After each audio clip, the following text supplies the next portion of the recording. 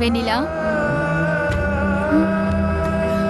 அத்தை, ஒரே நாள்ல செலிபிரிட்டி ஆயிட்ட. என்ன சொல்றீங்க அத்தை?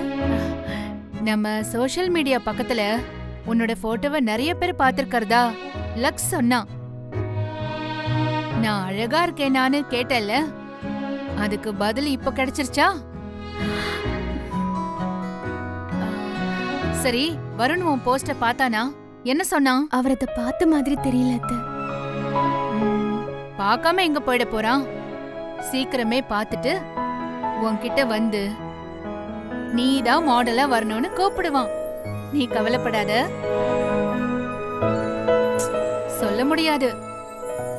அவன் ஏற்கனவே போட்டோவெல்லாம் பார்த்துட்டு புடிச்சு போய் எப்படி கௌரவத்தை விட்டுட்டு வந்து உன்கிட்ட எனக்கு மாடலா வான்னு கேக்குறதுன்னு தெரியாம கூட இருக்கலாம். வெண்ணிலா, நான் இவ்ளோ சந்தோஷமா பேசிட்டு இருக்கேன், நீ ஏதோ வருத்தத்துல இருக்கிற மாதிரி தெரியுதே, என்னாச்சு? அத்தை, என்ன மன்னிச்சிடுங்க அத்தை. என்ன வெண்ணிலா, ஏன் மன்னிப்பெல்லாம் கேக்குற? நான் கேட்டேன்னு எனக்காக தான் போட்டோ ஷூட் பண்ணீங்க. நம்ம டெக்ஸ்டைல் பேஜ்ல போட்டோ போட்டு இவ்ளோ வைரலா போக வச்சீங்க. ஆனா இப்போ எனக்கு மாடலா பண்ணணும்னு தோணல அத்தை. எனக்கு இதெல்லாம் எதுவும் வேண்டாம் அத்தை. வருண் வேற யாரையாவது மாடலா வச்சு பிசினஸ் பண்ணிக்கட்டும்.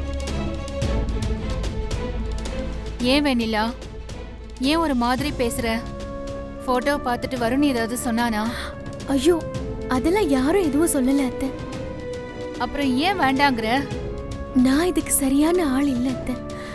அதனாலதான் வேண்டான்னு சொல்றேன். என்ன தப்பா நினைச்சுக்காதீங்க அத்தை. வெண்ணிலா,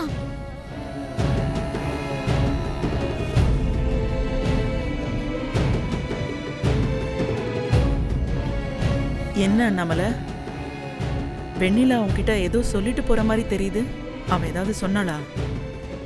ஒன்னும் இல்லக்கா, வருண் பிசினஸுக்கு மாடலா தான் தான் இருக்கணும்னு வெண்ணிலா ஆசைப்பட்டா.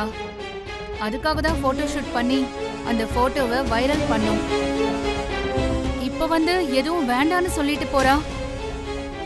வருண் ஏதாச்சும் கோவப்பட்டு சொன்னானான்னு கேட்டா இல்லன்னு வேற சொல்றா. யாரும் எதுவும் சொல்லாம எதுக்காக இப்போ வெண்ணிலா நான் மாடலா இருக்க மாட்டேன்னு சொல்லிட்டு போறான்னு புரியலக்கா. அதான் குழப்பமா இருக்கு. வெண்ணிலாவ மாடலா பண்ண வேண்டான்னு நான் தான் நம்மள சொன்னேன்.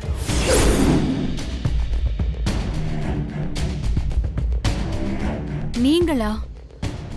ஆமா நம்மள, நம்ம குடும்ப கௌரவத்துக்கு இது சரியா இருக்காதுன்னு நான் தான் சொன்னேன்.